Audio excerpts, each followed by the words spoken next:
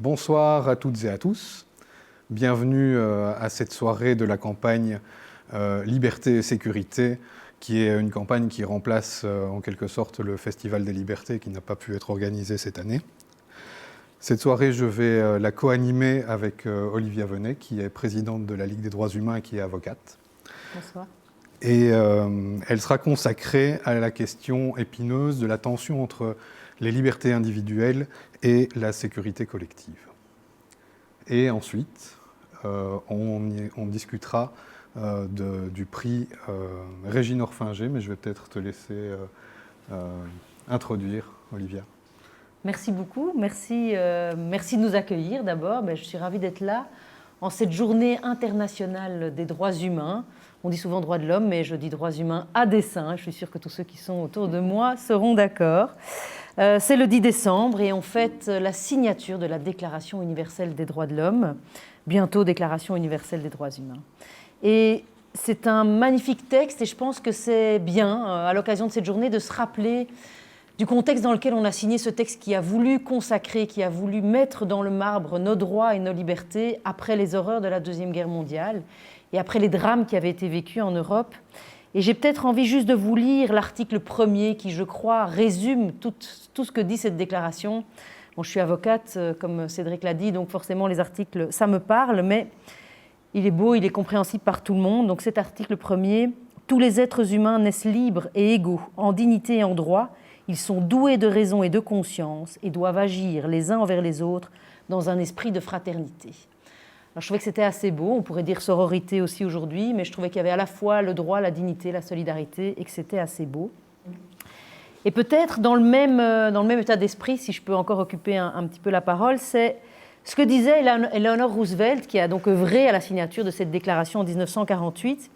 Et à l'occasion des 10 ans de l'anniversaire de cette proclamation, en préparant le débat aujourd'hui, j'ai trouvé une phrase qu'elle a dite et que je trouvais peut-être qu'aujourd'hui elle pouvait nous inspirer aussi. Et elle dit ceci: « Après tout, où commencent les droits de l'homme universels ? Ils commencent près de chez soi, en des lieux si proches et si petits qu'on ne peut les voir sur aucune carte du monde. Si dans ces lieux les droits sont dénués de sens, ils n'en auront guère davantage ailleurs. Si chacun ne fait pas preuve du civisme nécessaire pour qu'il soit respecté dans son entourage, il ne faut pas s'attendre à des progrès à l'échelle du monde. » Peut-être avec la thématique de ce soir, liberté individuelle, sécurité collective, ça peut aussi nous inspirer. Puis ces lieux si petits, ça m'inspirait aussi. Voilà, alors sur le prix Régine Orfinger-Carlin, c'est un prix que la Ligue des droits humains remet tous les 2 ans à une personne ou une association qui s'est distinguée en matière de défense des droits fondamentaux, notamment dans l'aide aux groupes les plus vulnérables, et qui a mis en évidence la nécessité de la résistance aux atteintes aux droits humains. C'est bien sûr quelque chose dans lequel la Ligue est impliquée depuis longtemps, mais c'est symboliquement un moment toujours pour nous de remettre le prix Régine Orfinger-Carlin. Alors, on est ravis de pouvoir le faire avec vous dans les conditions actuelles, même virtuellement. Voilà. On en est ravis aussi. Donc, de cette soirée, il sera question, on va traiter de questions existentielles et de questions de santé publique. Et donc, pour parler de tout ça, il était normal qu'on invite un philosophe et une spécialiste de la santé publique. Donc, nous avons avec nous Édouard Delruel, qui est philosophe, qui est professeur de philosophie politique à l'Université de Liège. Et puisqu'on se penche sur la question de la sécurité collective, on invite aussi en lui le président de la mutuelle Solidaris, parce que la solidarité, c'est quelque chose qui touche à cette question. Et Myriam de Spiegelard, qui elle est chercheuse et professeure à l'école de santé publique de l'ULB, et qui est médecin de santé publique. Alors, la soirée va se dérouler comme ça, on va les questionner, l'une et l'autre, et les spectateurs que vous êtes, vous pouvez interagir avec nous via les chats qui sont à votre disposition, et nous avons des personnes qui vont nous relayer via WhatsApp les questions et les interpellations, et on essaiera de prendre 10 minutes en fin de rencontre pour vous laisser une place et éventuellement répondre à des questions que vous pourriez vous poser. On commence ? Très bien. Bon, déjà merci à vous de nous avoir rejoints. Et j'aurais voulu commencer par une question peut-être un peu générale. Au regard de vos disciplines, quelle tension dans la crise du Covid vous observez entre la notion de liberté individuelle, au pluriel, et de sécurité collective? Et à votre sens, comment est-ce que cette crise est gérée? Bon, allez-y. Mais bon, je veux dire, la tension entre liberté individuelle et sécurité collective en santé publique, c'est notre pain quotidien. Je veux dire, la santé publique, par essence, elle s'intéresse à la santé collective d'une population, pas la santé des individus. Et donc, si on prend l'exemple de l'épidémiologie qui a été beaucoup médiatisée au cours de la crise, l'épidémiologie, c'est vraiment essayer de comprendre pour prévenir. Et donc, c'est une sorte de gestion des risques dans lesquels, pour éviter une série de problèmes de santé, on va essayer de contrôler, de modifier et forcément de normaliser les comportements et donc de, quelque part, organiser, réduire une forme de liberté. Alors, c'est pas, on ne va pas, en tout cas pour le moment, pas encore punir les gens parce qu'ils fument, mais il y a de la stigmatisation, il y a du contrôle social sur ce type de comportement. Et l'autre exemple que je voulais prendre, c'est celui du système de santé. La santé publique, il est intéressé par le système de santé. C'est toutes les réponses qu'une société met en place pour répondre, maintenir, protéger, restaurer la santé. Et pour que ce système soit efficace, efficient et juste, en fait, on instaure une série de règles qui contraignent forcément la liberté de chacun de se soigner comme il veut, d'aller où il veut, quand il veut, etc. Si on laissait la liberté individuelle dans le domaine de la santé publique être vraiment la règle, on aurait des injustices de santé, des inégalités 1000 fois plus importantes, et on aurait des systèmes très inefficaces et très très coûteux. Donc la question de cette protection de la sécurité collective par la santé publique s'accompagne d'une réduction de liberté parce que c'est dans un sens positif, on va dire. Moi, je le perçois comme ça. Et dans la crise, bien entendu, mais c'est comme dans tous les autres domaines de la santé publique, il a fallu essayer de trouver comment on pouvait assurer répondre à cette pandémie. Et donc, forcément, qui dit contrôle, dit réduction des libertés. Mais je pense que, alors, on a fait comme on a pu, avec des contraintes très fortes, pas assez de matériel, pas assez de tests, une prise en charge qui était balbutiante, on ne savait pas trop encore comment prendre. Donc, je pense qu'on a fait comme on a pu et qu'on a eu de la chance d'avoir un système à la fois de santé, mais surtout de sécurité sociale, qui a permis quand même qu'on ait pu drastiquement éliminer dans la première phase de la maladie la contamination. Donc voilà, je ne porterai pas de jugement, je pense que c'est trop tôt et puis que c'est compliqué et que c'est toujours facile de dire a posteriori, il aurait fallu. Oui, alors mais si je peux d'abord aborder tout à fait dans le sens de ce que vous venez de dire, mais surtout, moi je vais corriger, c'est-à-dire, corriger, de dire les choses, non, pas ce que vous avez dit, mais la question. La question, elle est libellée, une sorte de tension entre liberté individuelle et sécurité collective, sécurité sanitaire. Je pense que là, il n'y a pas de tension et il n'y a pas de contradiction.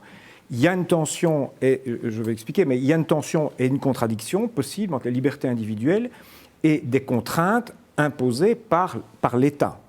Alors ça, c'est une chose. Dans une démocratie, il y a des règles, il faut que ces contraintes soient proportionnées, il faut qu'elles soient légitimes, il faut qu'il y ait ce qu'on appelle la légalité, c'est-à-dire la possibilité de recours. Et là, il y a des tas de choses à dire, des tas de choses qui n'ont pas bien fonctionné ces derniers mois. De ce point de vue-là, des arrêtés ministériels mal torchés, des règles qui ne sont pas claires, donc de l'arbitraire, etc. Tout ça mérite vraiment la plus grande attention. Et là, il peut y avoir une tension entre la liberté individuelle et le pouvoir d'État qui, à un moment donné, se manifeste. Par contre, dire qu'il y aurait contradiction entre les libertés individuelles et la sécurité collective, ou la sécurité sociale, ou les intérêts collectifs, ça, moi, je ne le crois pas du tout. Je crois qu'ils sont totalement complémentaires. si on veut bien avoir une définition de la liberté que vous avez très justement rappelée en lisant les articles de la Déclaration universelle des droits de l'homme ou des droits humains, c'est-à-dire que la liberté individuelle, elle est indissociable de la liberté d'autrui, de la fraternité, sororité si vous voulez, ou du civisme. Et donc, si je peux faire vraiment 2 minutes de la philo, mais vous allez voir, c'est pas compliqué. Il y a un grand philosophe libéral d'ailleurs, qui s'appelait Isaiah Berlin, et il a opposé, et depuis on le fait, ce qu'on appelle la liberté négative et la liberté positive. Tout le monde va comprendre très simplement. La liberté négative, c'est la liberté non-interférence. C'est-à-dire que autrui ou l'État ne peut pas interférer dans ce qu'on considère, mais ça c'est déjà une question, c'est quoi ma sphère privée, ok ? Donc on ne peut pas ouvrir mon courrier, on ne peut pas avoir touché à mon corps, on ne peut pas prendre mes biens, etc. Ça c'est la liberté négative, donc la liberté non-interférence, et non-interférence d'autrui ou de l'État. Et puis, on définit la liberté positive. La liberté positive, c'est que je suis maître de mes conditions d'existence. Je suis maître de ma vie. Je peux vivre ma vie et, en toute autonomie, ou avec le plus d'autonomie possible, et avec le plus de maîtrise possible sur mes conditions d'existence. Tout le monde comprend que la liberté positive, je ne peux pas être maître de mes conditions d'existence, de ma santé, tout seul. C'est forcément, cette liberté positive, elle est forcément partagée avec les autres, négociée avec les autres et construite avec les autres. C'est tout le sens des références à la fraternité et au civisme dans les citations qu'on vient de dire. Et là, on voit qu'il n'y a plus du tout antinomie entre les libertés individuelles et la liberté cette liberté positive, et notamment la sécurité sociale ou la sécurité collective, c'est que la seconde est la condition de la première, évidemment. Et ça, ce fait a éclaté au grand jour avec la crise du Covid. Tout le monde voit bien, à travers la crise que nous vivons, contrairement à ce que certains disent, que la santé n'est pas un capital personnel, individuel, dont je serai le seul responsable, et ce n'est pas la question des autres. Tout le monde voit bien que ma santé actuellement, depuis le mois de mars, ma santé dépend du comportement des autres, et que la santé des autres dépend de mon comportement à moi.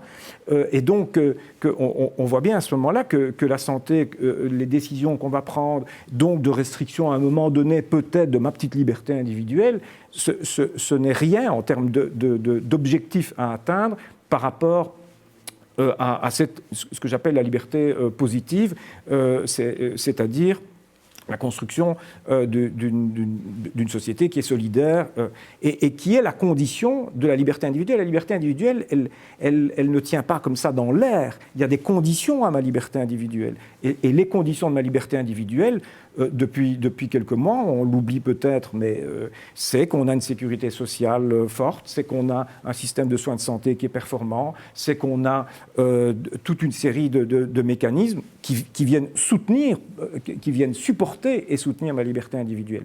Voilà. Donc là, moi, je récuse complètement l'idée qu'il y aurait entre les intérêts collectifs et les intérêts individuels une sorte de contradiction. Par contre, il y a des tas de problèmes qui se posent d'atteinte à la liberté individuelle lorsque les lois ne sont pas claires, lorsque les règlements ne sont pas clairs, lorsque les policiers s'autorisent à arrêter quelqu'un et pas une autre personne. Et puis toute la question de l'inégalité par rapport à cette liberté positive, l'inégalité, les personnes âgées face à la maladie et surtout face aux mesures que l'on prend, les personnes âgées, les jeunes, les populations précarisées, les SDF, des tas de populations qui sortent des radars, comme on dit. Là, il y a vraiment beaucoup de choses à dire et beaucoup de critiques à faire. Mais là, c'est des manquements de la sécurité collective. C'est des atteintes à la liberté individuelle. Et on voit qu'en même temps, toutes les carences que je viens de dire vis-à-vis d'une série de populations, c'est en même temps des atteintes à la sécurité collective, à la sécurité sanitaire, à la sécurité sociale. Donc pour moi, il n'y a pas d'antinomie entre les deux termes de votre débat. Merci. Olivia. Oui, justement, mais c'est très intéressant ce que vous disiez tous les deux, et j'avais peut-être envie de rebondir exactement là-dessus, parce que c'est vrai qu'on ne peut pas exercer ni nos droits ni nos libertés s'ils ne sont pas exercés collectivement. On le voit d'ailleurs avec beaucoup le droit à l'environnement sain est un excellent exemple. Je ne peux évidemment pas vivre toute seule dans mon environnement sain, à moi, tout simplement. Mais c'est clair que Et je ne veux certainement pas être dans un jugement. Les mesures qui ont été prises avec beaucoup d'incertitudes, avec beaucoup de... il faudra tirer les leçons à un moment et c'est plus facile de dire on aurait dû prendre d'autres choix. Ça, je suis entièrement d'accord avec vous. Mais c'est évident qu'on a pris des mesures relativement indiscriminées sur toute la population, avec des contraintes quand même très très fortes, avec des sanctions pénales. Et ça, c'est des aspects importants. Et c'est évident que ça... Enfin, il me semble, et j'ai envie de vous entendre là-dessus, qu'il y a des groupes plus vulnérables qui ont été impactés différemment par ces mesures. Et vous en avez cité quelques-uns. Et ça, c'est quand même un problème de discrimination. C'est qu'on aurait sans doute peut-être dû réfléchir à d'autres moyens. Alors, il y a les personnes âgées, les personnes SDF, les personnes en prison aussi, mais aussi les jeunes qui n'ont plus été à l'école. C'est évident que ça n'a pas été la même situation pour toutes les catégories sociales et de personnes et de jeunes qui ne sont pas retrouvés dans la même situation. Donc, mais en fait, par rapport aux inégalités, donc il y a à la fois ces mesures, effectivement, mais je pense que la crise du Covid, elle a vraiment... Enfin, on n'a rien découvert en termes d'inégalités. Moi, je m'occupe plutôt des inégalités face à la santé, donc comment les inégalités sociales se marquent finalement dans la santé, dans les corps. Et en fait, on a vu les inégalités sociales face à la maladie du Covid aussi extrêmement importantes.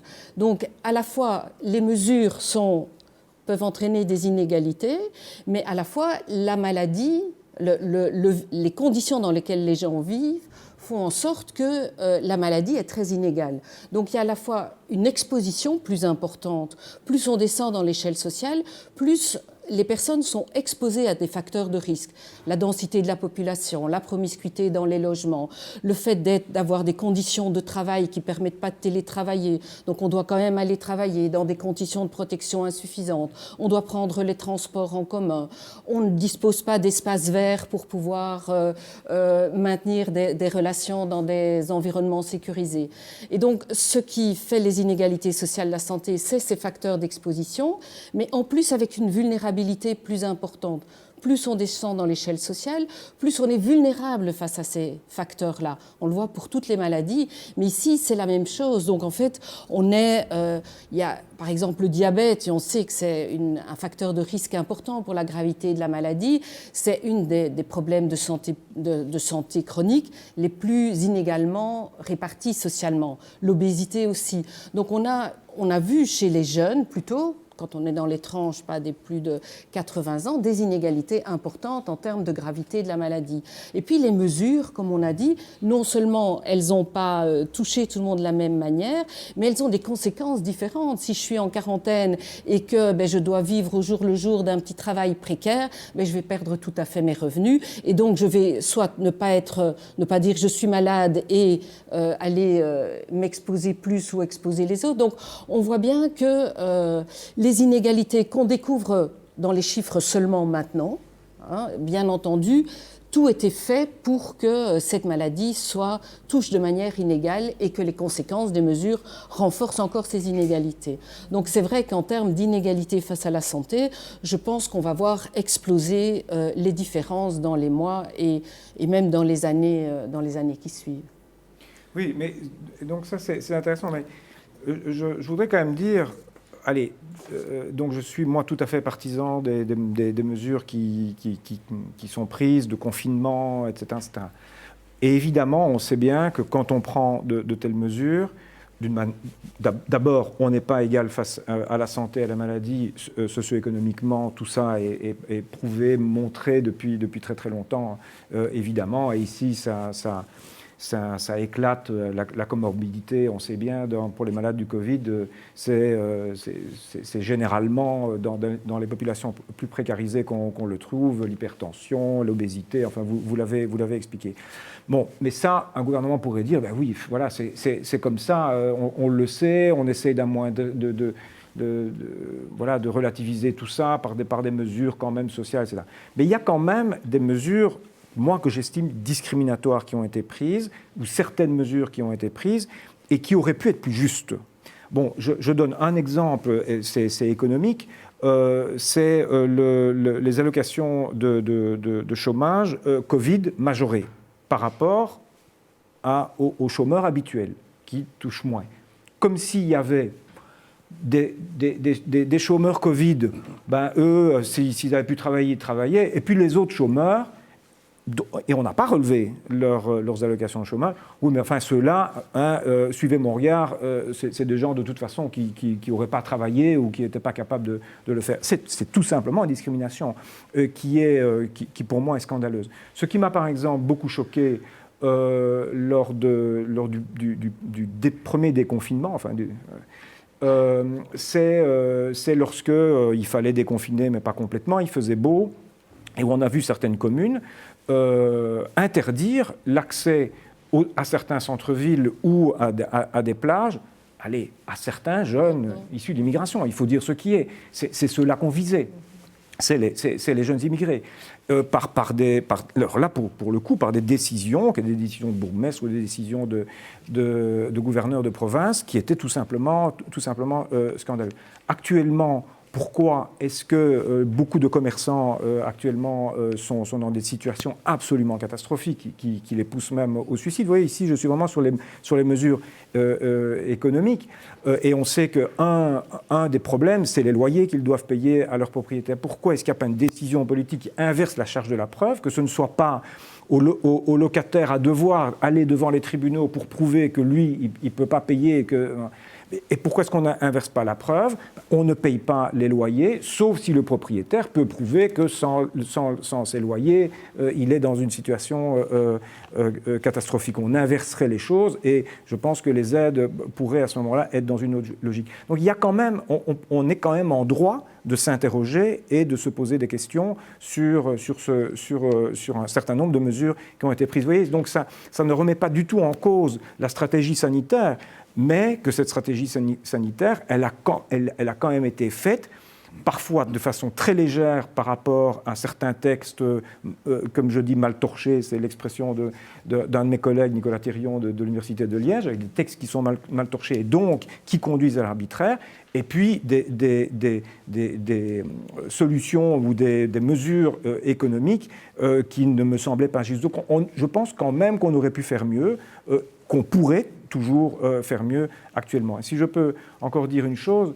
mais si vous voulez, je peux le réserver pour après, c'est qu'effectivement, on a demandé énormément à la population et sur des choses tout à fait importantes, mais à nouveau, ces restrictions à des libertés fondamentales, on y reviendra peut-être, évidemment qu'elles n'impactent pas du tout de la même manière des gens qui, comme moi j'ai la chance, vivent dans une maison 4 façades avec un jardin, et puis d'autres types de la population. Et donc toutes les mesures qu'on a pu prendre, même sur le plan, ne fût-ce que psychologique, évidemment, n'ont pas du tout impacté la population de la même manière, selon le milieu social, selon on est à la campagne, à la ville, etc., etc. Et ça, je pense qu'effectivement, il faudra en tirer les conséquences, pas seulement sur le plan sanitaire, mais aussi sur le plan psychosocial, sur le plan de notre vivre ensemble.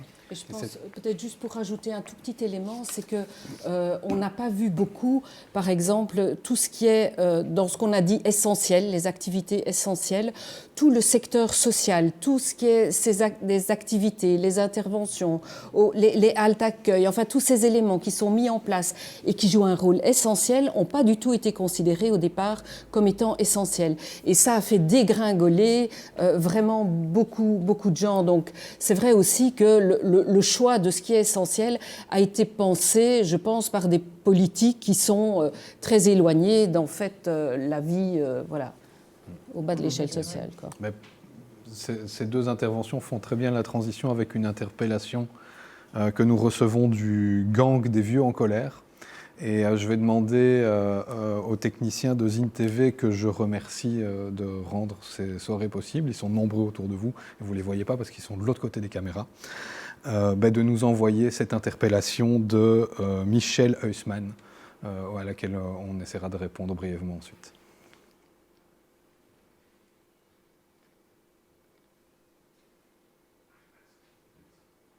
Exceptionnel. Nous avons une chance d'avoir la Covid-19 parmi nous.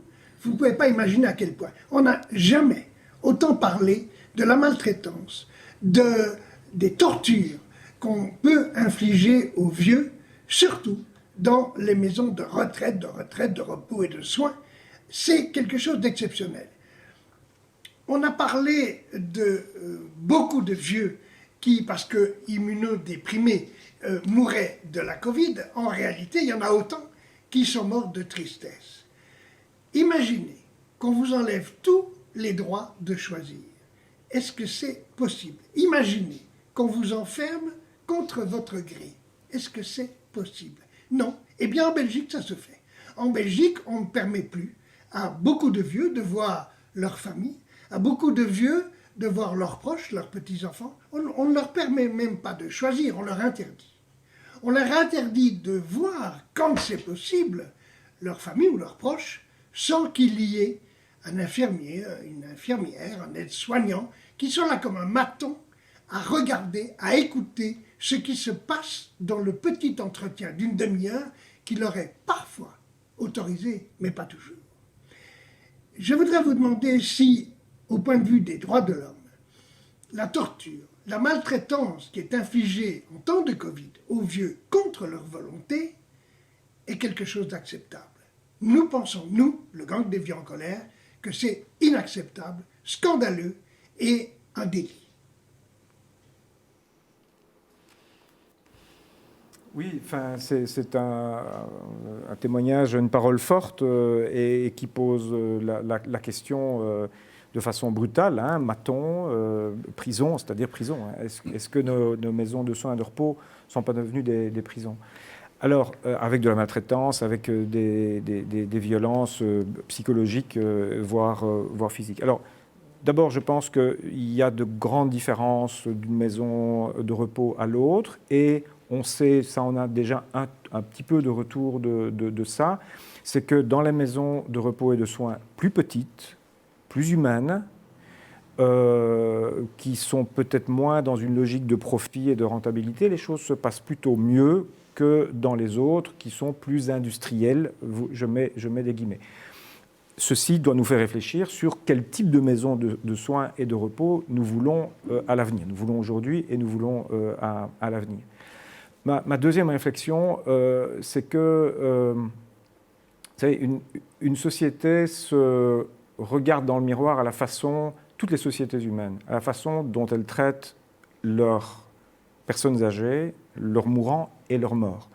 Et il est vrai, même les sociétés de chasseurs-cueilleurs, on enterre où il y a des rituels, et on doit de l'attention et des soins aux âgés et aux mourants. C'est un invariant, ce qu'on appelle un invariant anthropologique. Il n'y a aucune société où on ne fait pas ça. Bon.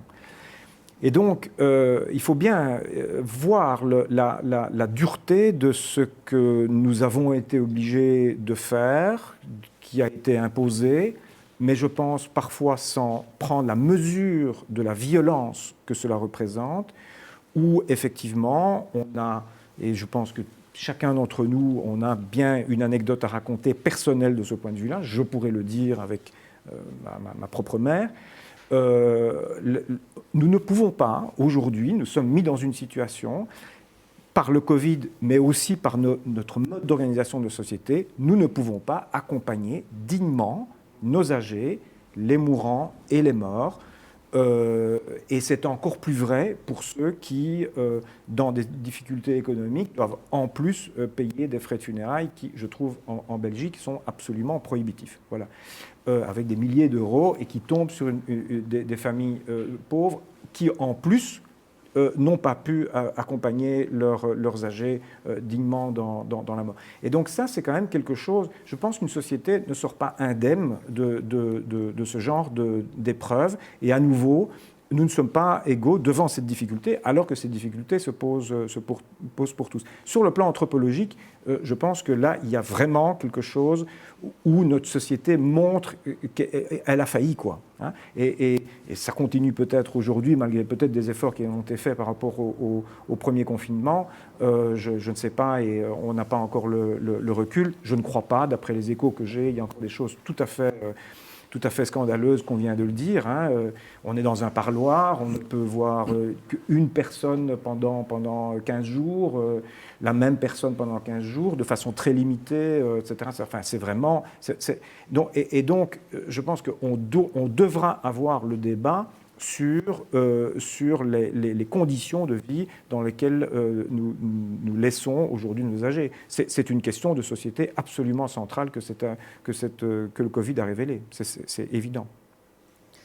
Moi, la réflexion que ça m'amène, c'est effectivement la grosse difficulté qu'on a à permettre l'autonomie des gens, même dans des situations où ils peuvent être dépendants physiquement. Et je pense que ce qui frappe dans cette crise, et c'est particulièrement le cas dans les maisons de repos, mais de manière générale dans des collectivités, qu'elles soient territoriales ou des collectivités de vie, c'est qu'on a instauré des mesures très standardisées.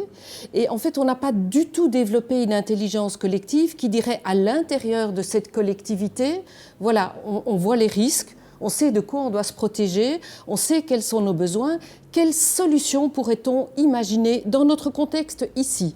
Et d'une maison de repos à une autre, d'une collectivité à une autre, on peut trouver d'autres solutions. Mais je veux dire, il n'y a pas eu de réflexion par rapport à ça, il n'y a pas eu cette intelligence collective tout à fait concrète, et on le voit dans toutes les autres mesures. Par exemple, tout ce qu'on va, quand on rentre dans la sphère privée, cette gestion de la bulle avec un nombre particulier, mais c'est sûr que quand on est une famille nombreuse, quand on est seul, c'est des situations complètement différentes. Et donc, quelque part, il n'y a pas eu, et ça, c'est parce qu'il n'y a pas de manière générale. Donc, c'est juste un révélateur de ce qui n'existait pas. Il n'y a pas ces modalités de réflexion. Comment va-t-on s'organiser ensemble pour faire face à ça, tout en respectant nos besoins fondamentaux? Et d'un point de vue de santé publique, autant on a mis en avant les hôpitaux, le système, etc., autant tout ce travail qu'on appelle le travail communautaire, qui est tout un pan aussi de la santé publique. Il y a 0 francs, 0 centimes pour faire ça. Les acteurs sont des acteurs associatifs extrêmement peu valorisés. Et pourtant là, il y aurait eu vraiment un champ dans lequel on aurait pu permettre d'avoir une beaucoup plus grande autonomie. Donc cette liberté positive de se dire comment je vais gérer, moi, dans ces contraintes-là. Et je pense que, moi, ça me fait beaucoup peur pour l'avenir. On est déjà dans les questions d'avenir. C'est qu'on a tellement mis l'accent sur ces soins ultra spécialisés qu'à la sortie, on va refinancer le système, probablement. En tout cas, on ne va plus le définancer pendant un temps. Mais moi, ça ne va pas solutionner ça. Ce problème, c'est comment cet argent est réparti dans le système de santé de manière générale. Et si je peux rappeler, on a quand même, pour ne citer que cet exemple-là, un grand exemple d'une communauté qui a pris son destin en main dans un cas d'épidémie, c'est la communauté homosexuelle avec le sida, qui a organisé, c'est elle qui a commencé à organiser la lutte contre le sida, les mesures de la distribution de préservatifs, la façon d'avoir des actes sexuels, etc. etc. Il y a un film qui est passé à la télévision dernièrement qui racontait ce combat. Donc on sait bien que lorsque une communauté prend son destin en main, elle est capable de s'organiser. Et ça, c'est l'exemple même de ce que j'appelais tout à l'heure la liberté positive. C'est exactement ça. Et c'est évidemment ça la vraie réponse. Et j'espère qu'on en reparlera. Mais comme président de la plus grande mutualité de Belgique francophone, Solidaris, on est tout à fait partisan d'aller vers une médecine beaucoup plus holistique qui ressent sur les soins primaires. Dans les soins primaires, il y a évidemment la dignité des âgés dont on a parlé, évidemment, et d'une médecine qui soit moins centrée sur les actes techniques, sur la productivité de notre système de soins de santé. On aura l'occasion sans doute d'en reparler. J'en profite, puisqu'on parlait du sida, pour vous annoncer que dans la suite de notre campagne, il y a une soirée qui sera consacrée justement à observer ce qui s'est passé avec l'épidémie de sida qui n'est pas terminée, de VIH-sida, en regard de ce que nous vivons maintenant avec le Covid. Ma collègue Paola est en train de fomenter un truc qui va être vraiment pas mal à ce sujet, donc je vous conseille de suivre l'actualité et de regarder ça. Olivia. Merci. Je voulais juste réagir, mais très très brièvement. Je trouvais que l'interpellation qu'il a faite, le gang des vieux au colère, au tout début, de dire finalement, bon, moi je suis une grande optimiste de nature, mais quelle chance on a eu d'avoir la Covid. On n'a jamais parlé autant de la maltraitance des personnes âgées. On peut aussi se dire et se projeter, alors je suis aussi un peu dans l'avenir, c'est vrai, mais de se dire, c'est vrai que la maltraitance en maison de repos et les difficultés des personnes âgées, c'est pas nouveau, ça n'a pas apparu maintenant. Mais c'est une occasion, c'est un révélateur. La Covid, elle joue comme un révélateur de problèmes de la société. Et tout ce qu'on fait aujourd'hui pour les personnes âgées, on peut peut-être le transformer en une énergie positive aussi, en se disant, eh bien, on va permettre plus de choix, on va trouver d'autres solutions pour que cette forme de parquage de personnes âgées dans des maisons de repos industrielles, et je mets aussi plein de guillemets, ce soit plus ça les solutions et qu'on en trouve d'autres. Voilà. Mais j'avais envie de rebondir sur son appel qui était aussi un appel optimiste, parce qu'il est revendicateur, mais il est aussi optimiste. Il était ironique, mais on doit le prendre comme ça. Oui, c'est ça. On peut le prendre comme ça aussi. Tout à fait. En tout cas, il est bien vu comme ça. Voilà. Mais donc, puisqu'on parle beaucoup d'avenir, à la charnière entre le passé et l'avenir, il y a le présent, il y a le maintenant. Et j'aurais voulu revenir, Édouard, que tu nous offres un regard présent sur cette carte blanche que tu avais écrite au mois de mars à propos de la crise du Covid et de l'état social. En quelque sorte, pour en dire un mot, et la résumer peut-être en une phrase, tu nous disais la crise du Covid oblige l'État, oblige le gouvernement à réimplémenter l'État social. On refinance l'hôpital, on refinance la santé publique. Et il y avait un cri d'espoir, me semble-t-il, de restaurer l'État social à l'occasion de la crise du Covid. Alors, 2 confinements plus tard et 9 mois après, quel regard est-ce que tu portes sur cet espoir ? Oui, j'avoue que j'avais dégainé fort vite, puisqu'on est le 23 mars, je pense, quand j'ai publié ces cartes blanches. J'étais retour de l'état social, point d'interrogation. Alors, c'était un espoir qui était quand même teinté d'ironie, c'est-à-dire l'ironie, c'est qu'on avait une première ministre, il faut se rappeler, il y a 9 mois, Sophie Wilmès, qui avait appartenu, et c'était les lambeaux d'un gouvernement qui est un gouvernement, je m'autorise à le dire, qui a porté les coups les plus durs à la sécurité sociale en la définançant de manière absolument massive, et les coûts les plus durs à notre système de soins de santé. Je pourrais multiplier les exemples, mais ne prenons que celui-là. Les soins de santé, le coût des soins de santé augmente chaque année naturellement, puisque la population vieillit, que les soins coûtent de plus en plus cher, et on estime, c'est le Bureau fédéral du plan qui le dit, et pas seulement la Mutualité Solidaris, que c'est de 3% par an. Le gouvernement précédent, dont Sophie Wilmès faisait partie, avait limité la norme de croissance à 1,5%. Il ne faut pas être grand clair pour se dire que de toute façon, ça augmente de 3% les soins de santé si on les finance à 1,50, ou bien c'est les gens qui payent de leur poche, ou c'est la sécurité sociale qui est en déficit, et c'est effectivement ce qui est arrivé. Donc l'ironie, c'était que c'était les lambeaux d'un gouvernement qui avait terriblement attaqué les soins de santé, qui soudainement découvrait l'état social, et on activait des plans, des droits passerelles pour les chômeurs, ce qui était très bien évidemment. On félicitait les hôpitaux, on applaudissait les soignants, et ce que je disais à ce moment-là, c'est est-ce que ça va continuer, est-ce que ça va continuer?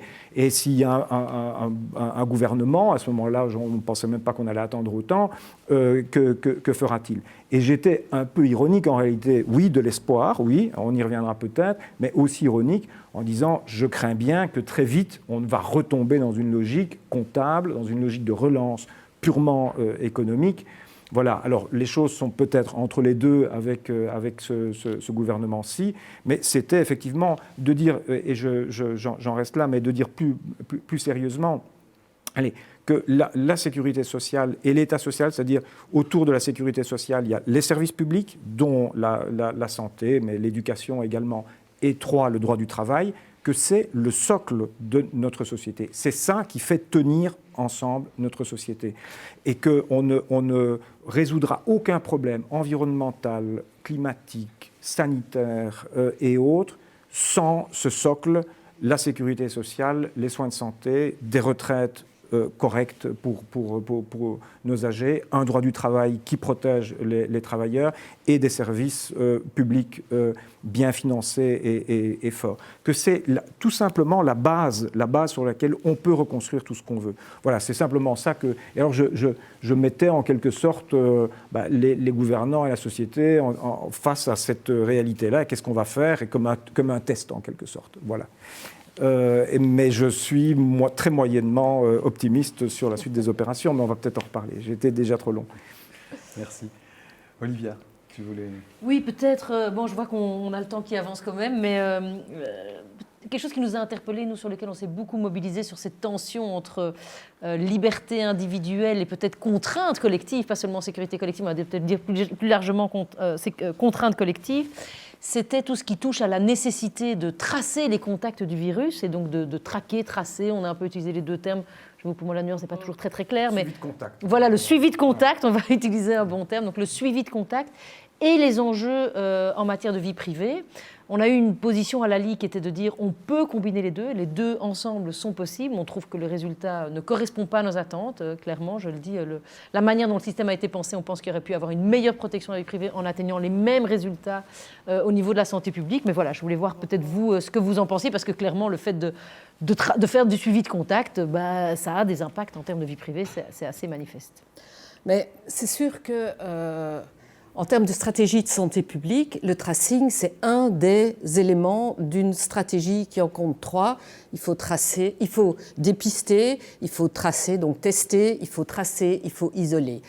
Cette stratégie, c'est une stratégie collective qui repose sur ces 3 piliers. Donc, dire on ne peut pas en séparer un et dire on ne va pas tracer, on va juste tester et isoler, etc.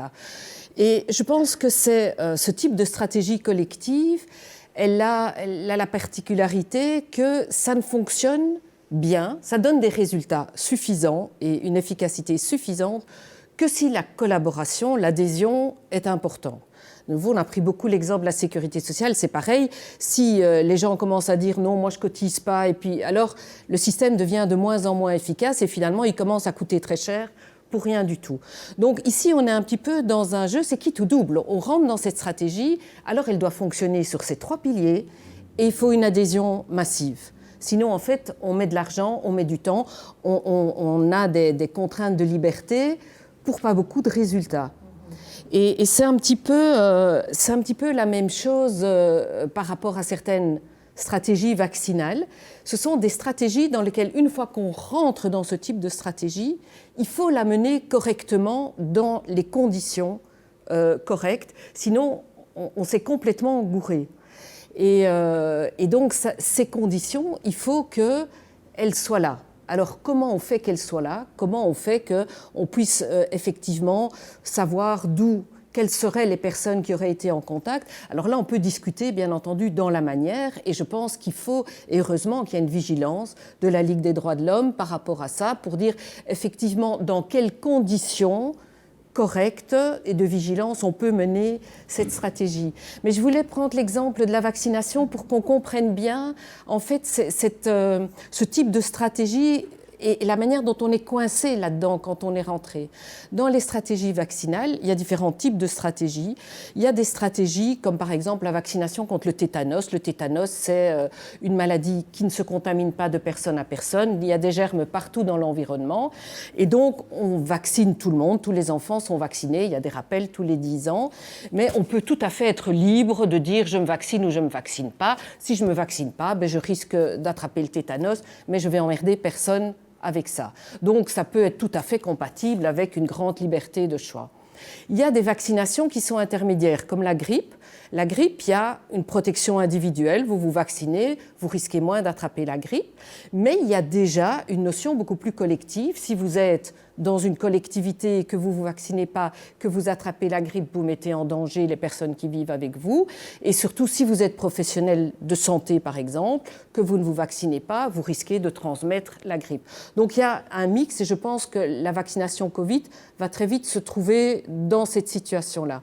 Et puis il y a la vaccination à visée d'éradication et le grand succès de la vaccination, c'est la variole, puisque c'est un virus qui a fait des dégâts mais innombrables, ça a tué des millions de personnes et on a éradiqué ce vaccin grâce à une vaccination qui était quand même il y avait beaucoup d'effets secondaires, c'était pas du tout les vaccins tels qu'on a maintenant, qui a été obligatoire, on ne pouvait pas bouger, il y avait des certificats de vaccination d'un pays à l'autre et qui a été qu'on a enlevé une fois que les risques d'avoir une complication très grave était bien plus importante que d'attraper le virus.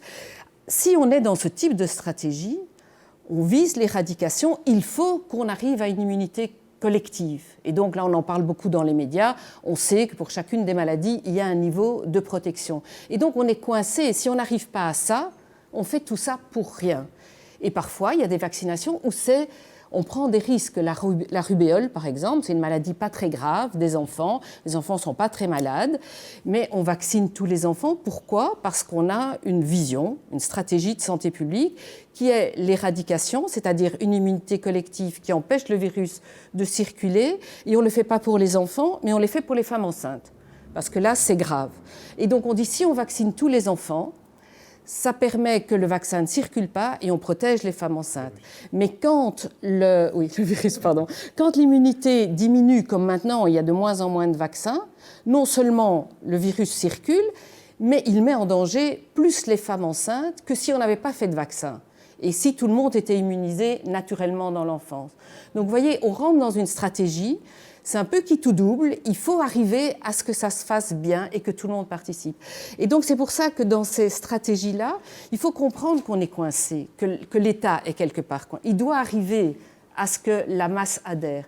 Alors je pense qu'il faut discuter, qu'est-ce qu'on fait ? Est-ce qu'on interdit ? Est-ce qu'on amène la police pour dire vous êtes bien en quarantaine, etc. Ou est-ce qu'on essaye d'avoir l'adhésion ?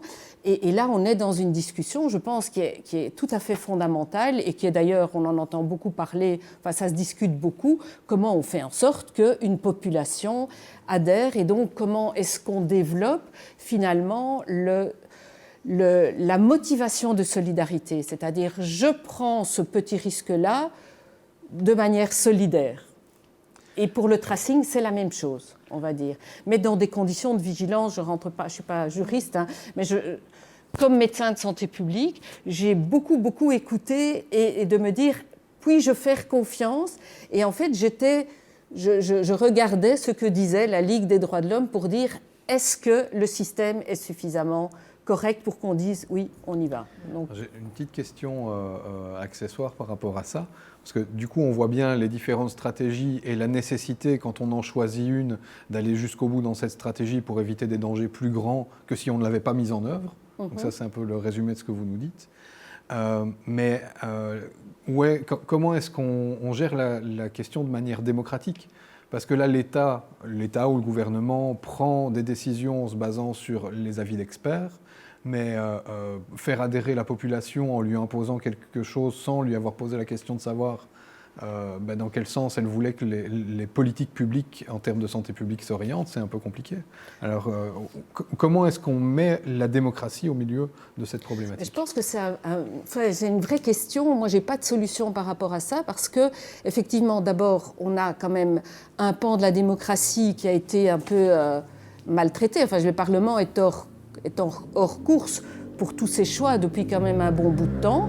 Et donc, il n'y a pas beaucoup d'instances démocratiques. D'un autre côté, on n'a pas 6 mois pour décider de la stratégie qu'on prend. Quand on voit le nombre de décès, si on ne fait rien par jour, on ne peut pas se dire on va discuter calmement de ça et voir ce que la population veut en faire. On est sur la stratégie vaccinale, sur le reste, il y a autre chose. Oui, mais la stratégie vaccinale...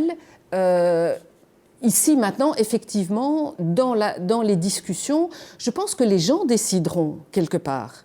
Si les gens adhèrent et fortement, on va vers une immunité collective et une élimination de la pandémie, si dans tous les pays ça se passe de cette manière-là. Si ce n'est pas le cas, eh bien on aura comme avec la grippe ou en fait une partie de la population qui est protégée, une autre partie qui n'est pas protégée, un virus qui circule et voilà. Donc je pense que quelque part la population décidera par son comportement de jusqu'où ira cette stratégie. Merci. Oui, très rapidement. Moi, ce que ça m'interroge, c'est plutôt, le fait, c'est révélateur aussi. C'est vrai que cette crise est surtout révélatrice de tas de choses qu'on savait, mais révélatrice de la difficulté que nos sociétés ont de se donner un but collectif. Et que ce but collectif, la population y adhère, que les gens y adhèrent, et que l'État est en capacité de l'organiser. L'État s'est tellement vidé de sa substance, on a tellement oublié l'idée de régulation, alors le gros mot par excellence, l'idée de planification, hein, qu'on va planifier quelque chose, qu'on va réguler quelque chose, qu'on va faire de la prévention, donc que l'État n'était plus capable de se mettre dans un horizon temporel un peu large. Il ne faut pas s'étonner que face à une crise comme celle-ci et une question comme celle qu'on vient de dire, que l'État soit démuni. Et en plus, un manque d'adhésion de la population. Pourquoi ? Ça, il faut essayer de le comprendre aussi parce qu'il n'y a plus de confiance de la population dans les institutions. Et comment est-ce qu'on pourrait redémocratiser ? C'est en redonnant la parole au terrain, aux communautés de terrain, pour les pousser à s'auto-organiser. Et à ce moment-là, on peut y arriver. Donc ça, c'est pour la question démocratique. Donc, voilà, je trouve que ça en dit beaucoup sur la difficulté que nous avons aujourd'hui d'avoir des buts collectifs et de construire quelque chose ensemble. Je donne simplement, nous avons sorti à Solidaris il y a quelques jours notre baromètre bien-être et confiance que nous sortons tous les ans. On l'a même fait 2 fois cette année avec le Covid. Il faut bien savoir, quand on demande aux gens sur qui est-ce que vous comptez pour votre bien-être, hein, les gens répondent mes proches, ma famille, mon médecin généraliste, à 90%. Les partis politiques, les gouvernements, l'Europe, moins de 10%. Et puis vous avez au milieu les services publics, les mutualités, les associations qui sont au milieu. Et pour les mutualités, c'est encore 70%, donc on est encore assez haut. Et donc, c'est ça, c'est-à-dire que les gens, face à un stress, à un traumatisme, ils comptent sur leur famille. Ici, en plus, on a touché à ça en disant mais vous ne pouvez plus voir votre famille, vous ne pouvez plus voir votre cousin, votre frère, etc., etc. Donc on a touché vraiment au noyau de la solidarité et les gens n'ont plus confiance dans les institutions. Alors évidemment, c'est très difficile de faire un tracing, un suivi de contact, un testing, etc., etc., dans cet état de déliquescence des institutions. Et là, quand même, les institutions, les politiques devraient s'interroger pourquoi y a-t-il aussi peu d'adhésion à leur discours et à leur pratique. Et ça, c'est pour moi le nœud du problème. Merci. Peut-être qu'on va passer au visionnage d'une autre petite capsule vidéo, une étudiante en droit qui s'appelle Iman et qui veut témoigner de la situation vécue par une partie de la jeunesse actuellement et qui entre un peu en résonance avec ce que vient de nous dire Édouard Delruel. Je m'appelle Imen, j'ai 18 ans et je suis étudiante à l'ULB. Donc c'est vrai que pour les jeunes, c'était assez difficile le confinement parce qu'on a vraiment l'habitude de tout le temps sortir, d'être ensemble, de faire plein de choses. Et là, on était souvent à la maison, enfermés, ce qui n'est pas facile pour les jeunes parce que voilà, en général, même si on peut être casanier, on a l'habitude de bouger, de faire des activités, de se voir, de sortir ensemble. C'est vrai que c'était pas facile, même si on savait pourquoi on le faisait, que c'était pour essayer de protéger un maximum les autres, se protéger soi-même, protéger sa famille. Mais il y avait, c'est vrai, cette envie de sortir. Mais au bout d'un moment, on était un peu habitués, comme tout le monde, au confinement.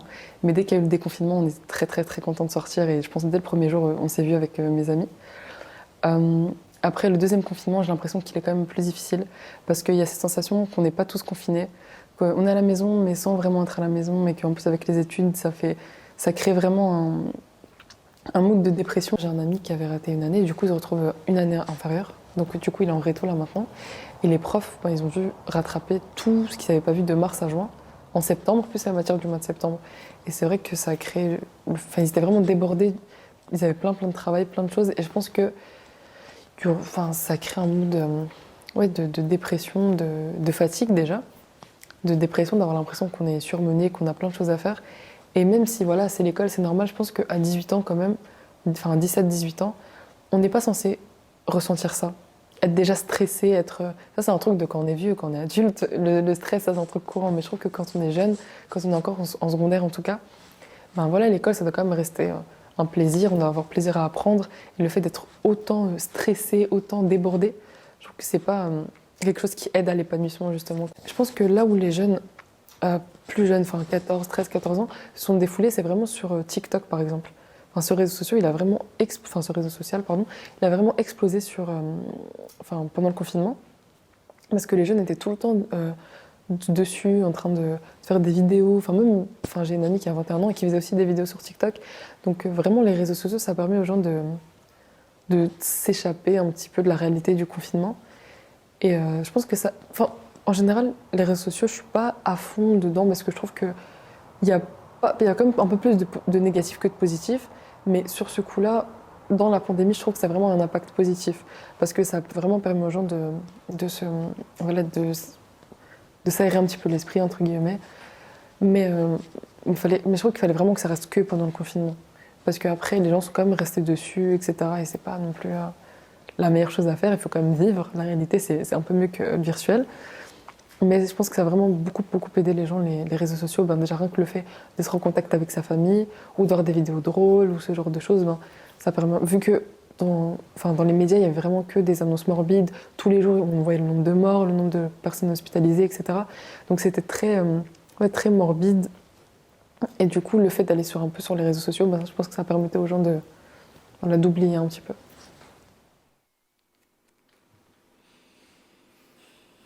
Oui.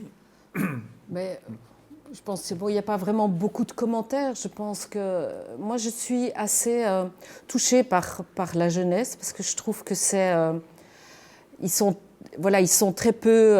Il n'y a pas beaucoup de risques pour eux. Ils ne sont pas inquiets pour eux.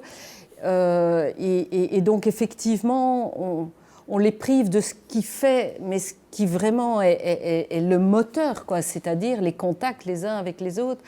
C'est l'âge c'est vraiment l'âge de ça et toute leur énergie et vient de ces contacts et de la force qu'ils ont parce qu'ils sont ensemble, parce qu'ils sont en groupe, etc. Et du coup, moi j'ai trouvé très triste en fait tous les jugements. Il y a eu énormément de jugements au moment de la reprise là au début. C'était la faute des jeunes, c'était les jeunes. Et donc cette discrimination, cette stigmatisation des jeunes, et quand même de ne pas prendre en compte le sacrifice énorme que fait la jeunesse dans justement cette galère dans laquelle on est tous. Et eux, tout ce qu'ils font, c'est essentiellement pour les autres, quoi. Donc moi je voudrais juste tirer mon chapeau à la jeunesse pour tout ça. Oui. Mais ce que je disais tout à l'heure, les sociétés humaines, il y a des choses qui se font dans toutes les sociétés humaines parce que ce sont des invariants et on ne peut pas faire société, on ne peut pas faire vivre ensemble sans un certain nombre de choses. J'ai cité tout à l'heure l'accompagnement des mourants et d'accompagner dignement les morts dans des rituels, des funérailles, etc. Mais la musique, la fête, ça fait aussi partie, c'est aussi un invariant anthropologique. Et que les jeunes se rencontrent, fassent des rencontres, fassent l'amour, etc. etc. Bon.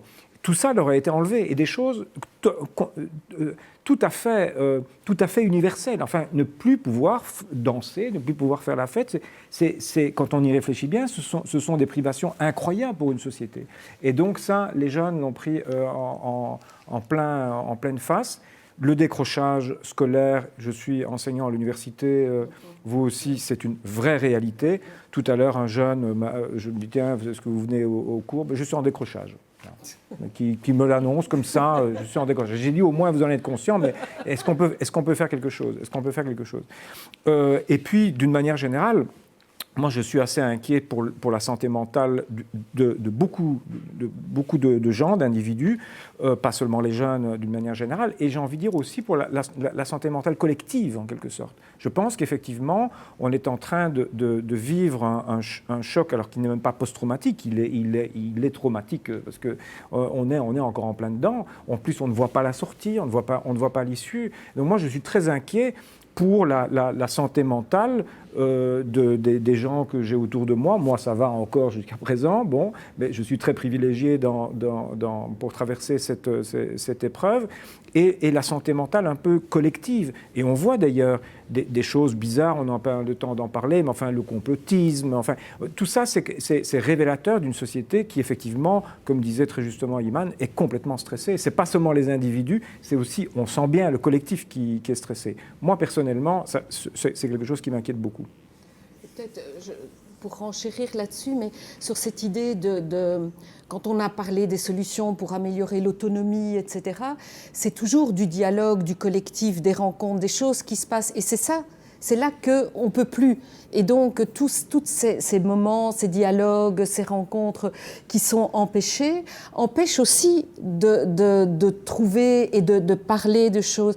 Et je trouve que la culture manque terriblement, terriblement, parce que les paroles d'experts, mais c'est des paroles d'experts, c'est sec, mais en fait, la culture, le théâtre, la musique, tout ça dit des choses, mais autrement, et nous parle autrement, et ça engage autrement. Et donc, je pense que pour se sentir solidaire, la culture a un rôle essentiel à jouer pour que, justement, il y ait ces liens et qu'on se sente aller vers quelque chose. En se privant de culture, on se prive de ces moyens-là. Et donc, c'est pour ça qu'on s'empêche quelque part d'aller faire des solutions parce qu'on a éteint la culture, quoi. Merci. Alors, vos propos sont si nourrissants qu'on laisse filer le temps et qu'on vous laisse parler au-delà du temps qui nous est imparti. Donc, je propose qu'on fusionne différents aspects de ce qu'on avait prévu pour la suite. Déjà, je remercie Flora, ma collègue, et Pierre Arnaud de la Ligue des droits humains de m'envoyer via une interface les commentaires que vous nous faites sur les différents chats en les résumant. Et je vais en prendre un qui va avec une interpellation peut-être que Olivia voulait lancer. On nous dit « Est-il nécessaire de recourir à la sanction pénale plutôt que de rechercher l'adhésion de la population, surtout avec des amendes aussi chères que 250 €? Je vais peut-être te laisser rebondir avec le propos que tu voulais tenir à ce sujet. Voilà, tout à fait. C'était une des questions que je voulais vous poser parce que c'est vrai que c'est frappant de constater que toutes les mesures sont prises sous peine de sanctions pénales et sous peine de répression avec la menace de contrôle et avec des amendes assez élevées. C'est quelque chose qu'on a critiqué depuis le premier jour. Je m'en souviens, le 13 mars, on a continué à le dire en disant ça ne sert à rien. Ça sert à rien de prendre des sanctions pénales. Il faut appeler à la solidarité, à la responsabilisation, à l'adhésion, à la participation, plutôt qu'à la sanction. Il y a toujours des gens qui ne vont pas participer, mais ça, la sanction ne l'empêche pas, la solidarité non plus. Mais voilà, je vous laisse réagir. Et puis, je pense que ça peut nous appeler, nous interpeller aussi sur le clivage que ça crée entre autorités et citoyens, alors qu'on est dans une crise dans laquelle on devrait être un ensemble qui se mobilise conjointement, peut-être avec des différences et des spécificités. On devient d'un côté les gouvernants, de l'autre côté les gouvernés, ceux qui décident, ceux qui doivent se soumettre, et ceux qui contrôlent et ceux qui doivent contrôler. Je pense que c'est une des raisons aussi pour lesquelles on a toutes ces problématiques de violence policière, de tension entre la population et la police. Voilà. Oui, moi je suis globalement d'accord. Et c'est encore aggravé par le fait que parmi le personnel politique et responsable, il y a d'une part comme un balancier un discours qui est un discours plutôt de répression et de sanctions, etc.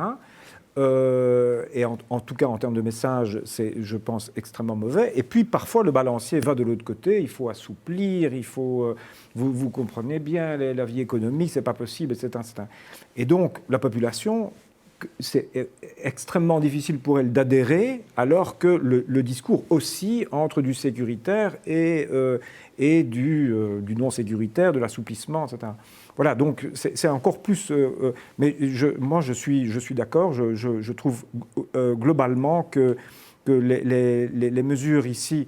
Alors, il faudrait voir dans le détail celles qu'on pourrait lever la sanction pénale ou pas.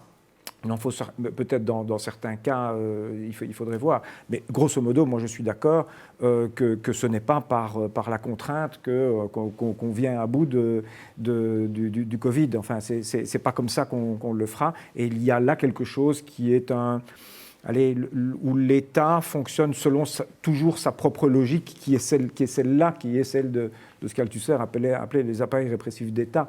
Bon, voilà, et où on mobilise moins les appareils idéologiques d'État, qui peuvent faire beaucoup de mal aussi, mais ici, en l'occurrence, ce serait peut-être bien, c'est l'éducation, c'est l'école, c'est la santé, c'est la presse, c'est les médias, qui, en l'occurrence, ici, ce serait plutôt sur ces appareils-là qu'il faudrait se reposer, et non pas les appareils répressifs d'État. Moi, je suis globalement d'accord avec ce que vous dites.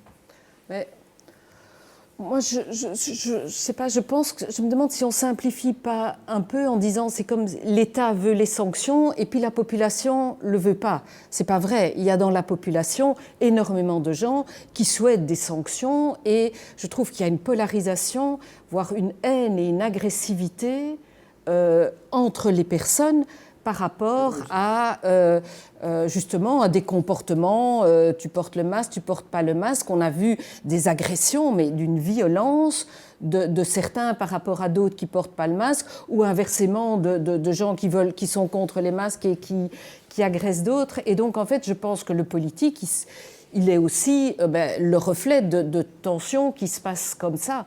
Mais moi, je pense que ces sanctions, c'est contre-productif dans la mesure où à partir du moment où on dit si vous ne faites pas, il y a une sanction, ça veut dire qu'on n'est pas dans la solidarité, on est dans l'obéissance.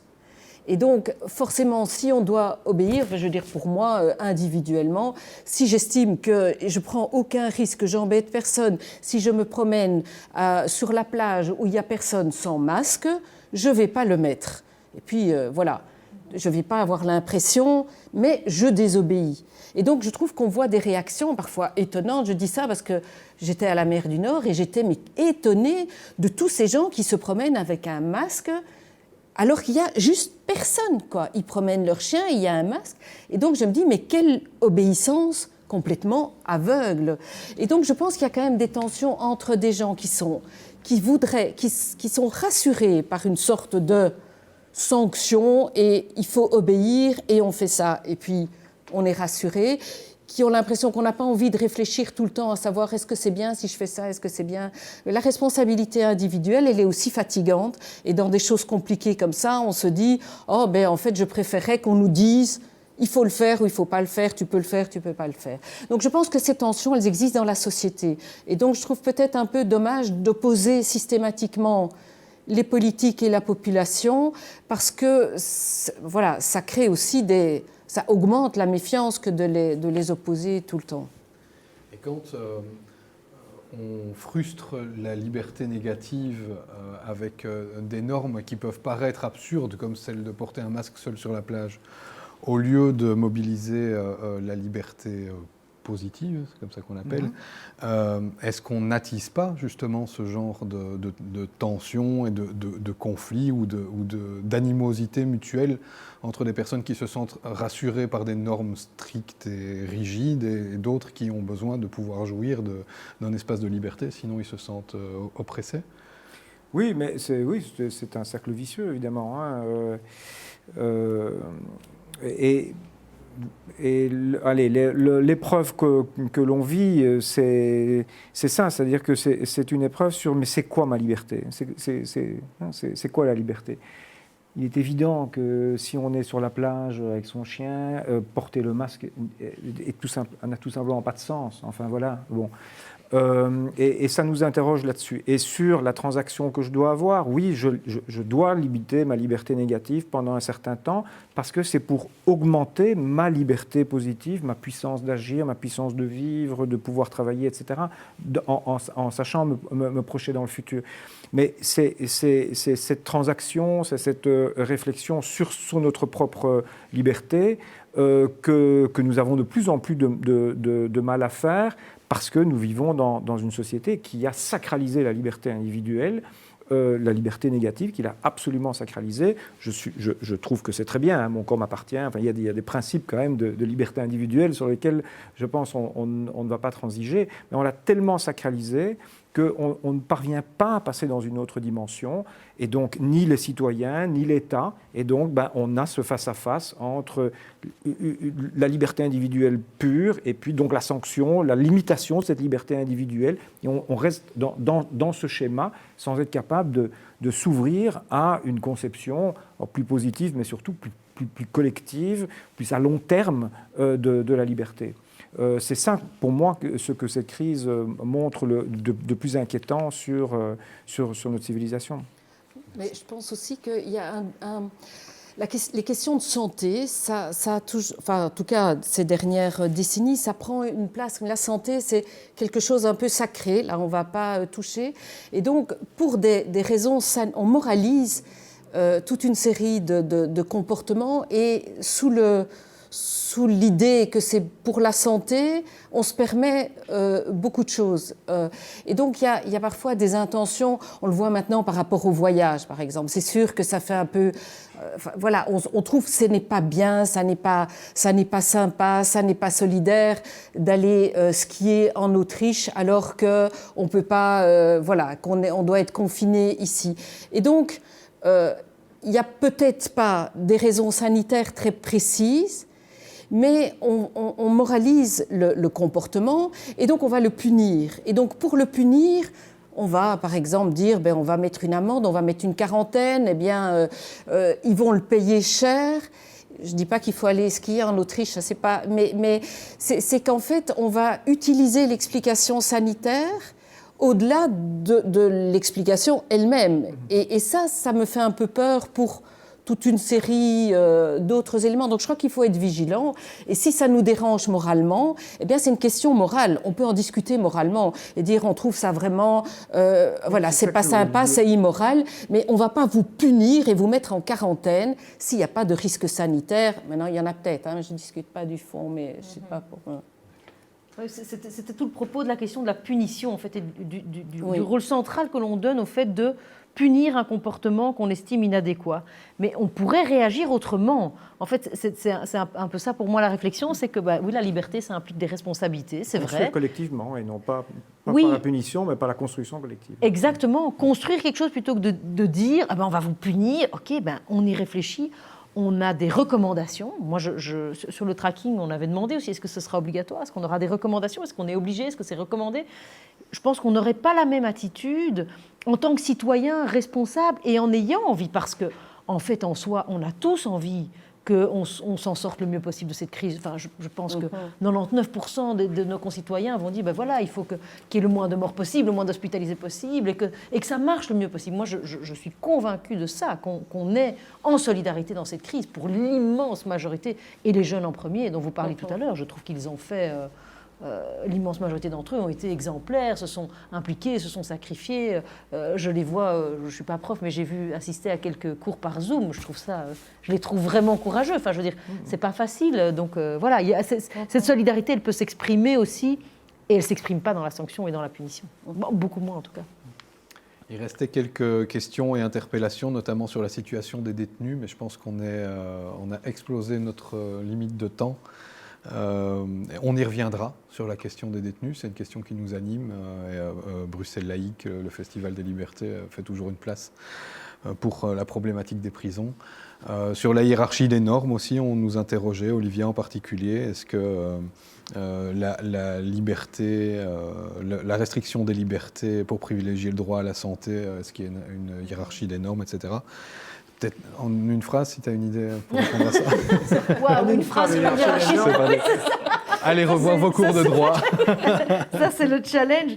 Mais non, je pense que justement, c'est ça tout le système des droits humains, c'est que toutes les libertés font partie du système. On ne peut pas dire qu'il y a plus de libertés ou de libertés plus valables que d'autres. Et d'ailleurs, les libertés négatives sont super importantes au départ, mais aussi les positives. Et donc, entre la liberté individuelle sans la santé, ça n'a aucun sens, et la santé sans liberté individuelle, ça n'a aucun sens non plus. Donc, forcément, il n'y a pas de hiérarchie de normes. Il y a des droits indérogeables, il y a quand même le droit à la vie, l'interdiction de la torture, c'est des choses qui font partie dans le système juridique de choses auxquelles on peut trouver aucune dérogation. Mais je ne mettrai pas ça en balance l'un vis-à-vis de l'autre. Ça doit être les deux ensemble. Voilà. Est-ce que vous voulez un petit mot de conclusion, l'une et l'autre ? Oui, enfin, si je peux simplement... Le dernier point de la discussion, ça me fait fort penser à un grand philosophe que j'ai beaucoup lu, qui est Michel Foucault, Surveiller et punir, c'est le titre d'un de ses grands livres, puis un autre concept qu'il avait utilisé, le concept de biopolitique, et on est en plein dedans, on est en plein dans ces questions-là. Et je pense que c'est toujours bien de relire des auteurs comme lui. Maintenant, je ne suis pas d'accord avec la solution. La solution de Foucault, c'était une pure résistance à tous les pouvoirs, qui sont toujours oppressifs, ils sont toujours dans le disciplinaire. Et moi, ce que j'espère, c'est qu'on va en tout cas essayer de tirer les conséquences de ce que nous vivons comme révélateur des manquements de notre société. C'est une véritable loupe grossissante sur les manquements de notre société. On a parlé ici d'un certain nombre de choses. C'est ce que j'espère. Je ne suis pas hyper optimiste. En réalité, je pense qu'il y a beaucoup de forces de notre société qui ne désirent qu'une chose, c'est que ce soit une parenthèse et puis qu'après on recommence comme avant. Je pense que les forces sont très très puissantes. Mais je pense que ça, après, une fois qu'on sera plus ou moins sorti, en tout cas, de ce qu'il y a de plus épineux dans cette crise, il faudra combattre ces forces qui veulent continuer comme avant. Merci. Myriam ? Mais je n'ai pas vraiment de conclusion. Je suis pas très... Autant c'est vrai qu'au début, le premier confinement, je pense qu'on a tous rêvé. D'abord, il y avait du soleil, il faisait beau, tout ça. On voyait que tout allait changer. Je pense qu'on a vraiment déchanté par rapport à ça.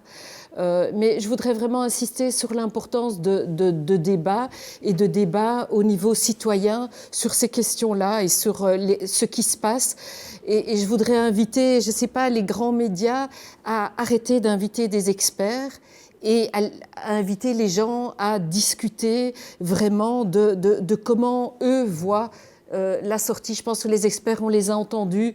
Voilà, je pense qu'on pourrait faire l'impasse maintenant et vraiment laisser les citoyens discuter ensemble comment est-ce qu'on peut changer les choses ou vivre mieux. Un tout grand merci à tous les deux, toutes les deux, de nous avoir éclairés de vos opinions et de vos analyses. On va laisser le plateau pour le prix. Vous pouvez rester, on va laisser le plateau discrètement pendant le passage de quelques vidéos. Soyons transparents. Donc le prix Régine Orfinger va être maintenant décerné par la Ligue des droits humains. Donc on va laisser la présidente Olivia Venet avec d'autres personnes qui vont rejoindre le plateau pour administrer cette question-là. Et je vous invite à continuer à suivre cette campagne Liberté et Sécurité du Festival des Libertés de Bruxelles Laïque, dans lesquelles on va notamment aborder abondamment et en profondeur d'autres questions qui relèvent de la biopolitique dont nous parlait Édouard à l'instant.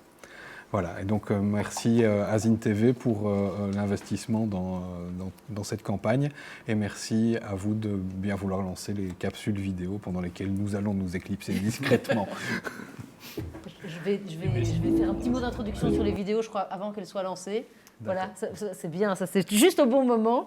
Mais vraiment merci, je voulais vous remercier aussi au nom de la Ligue d'être venu pour ce débat, c'était super intéressant et je garderai un demi-optimisme et une implication citoyenne. Ça me paraît être la bonne conclusion pour moi du débat. Et en tout cas, on va essayer de faire parler les citoyens maximum.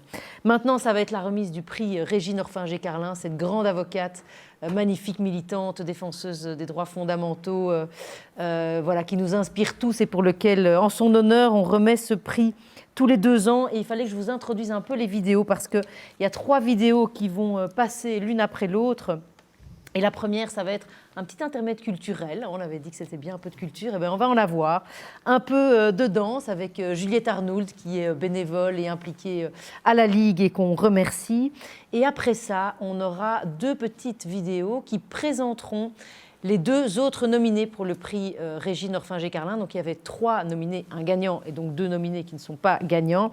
Et donc c'est La Santé en lutte, une association qui s'est créée il n'y a pas longtemps pour revendiquer le droit à la santé en lutte, le droit à la santé et lutter pour le droit à la santé.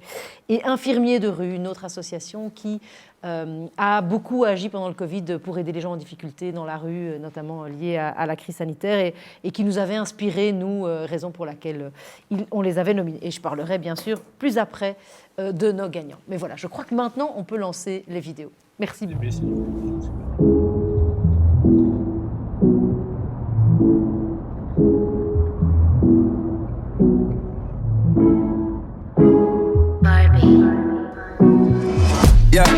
Thought that you was a shy girl until I made you my girl.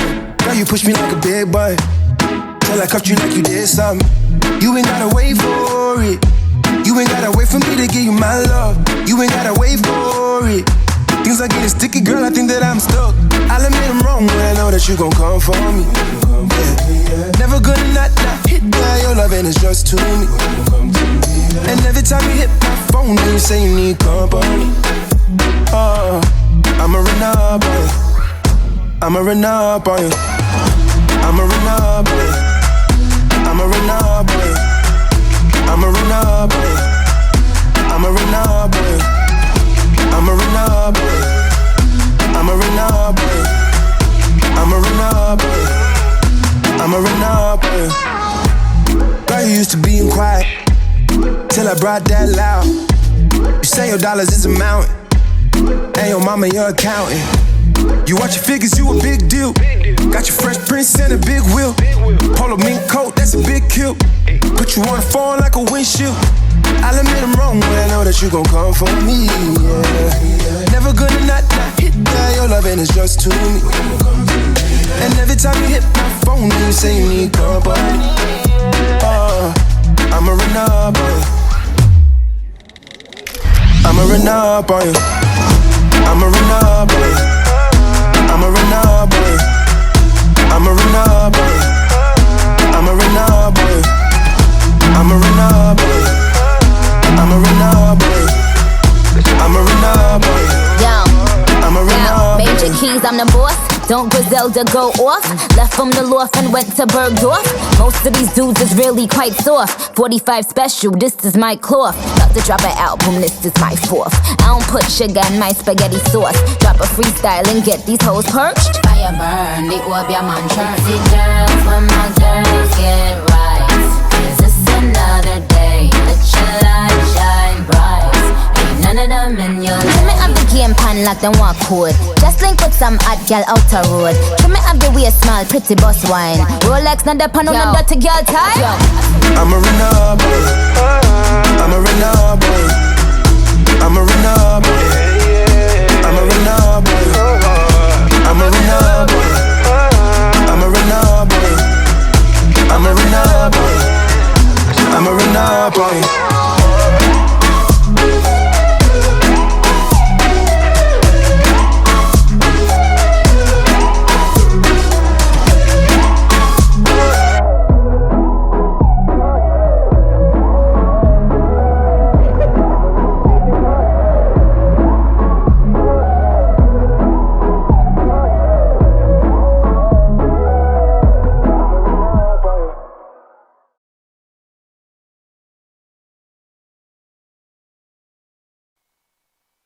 Infirmiers de rue, c'est une association médico-sociale qui travaille à Bruxelles et à Liège. À Bruxelles, ça va faire 15 ans et à Liège, c'est depuis mai 2019. On s'occupe des personnes sans abri les plus vulnérables et on les suit sur le long terme avec un travail axé sur l'hygiène, la santé et la valorisation des ressources. Et ce suivi intensif se poursuit jusqu'à la remise en logement et encore après pour être sûr que la personne se maintient bien dans son logement. Ouais. On a une équipe rue, donc ce sont des infirmiers, des infirmières et des travailleurs sociaux qui vont rentrer en contact avec les personnes sans abri, soit sur base de signalement, soit en arpentant les rues de Bruxelles et de Liège. Et donc ils vont suivre les personnes tant qu'elles sont dans la rue. Et quand la personne est mise en logement, on a le pôle logement qui prend le relais. Et donc c'est toujours des infirmiers et des travailleurs sociaux qui vont s'occuper de la personne dans son logement et s'assurer qu'elle se prend bien en charge au niveau de sa santé, de son hygiène, etc. Et on a encore, après ça, encore une équipe qui prend le relais une dernière fois pour aider la personne à s'épanouir une fois que tous ses soucis de base sont réglés, on va dire. Cette équipe-là va s'assurer que la personne s'épanouit dans un projet, qu'elle réalise des rêves, etc.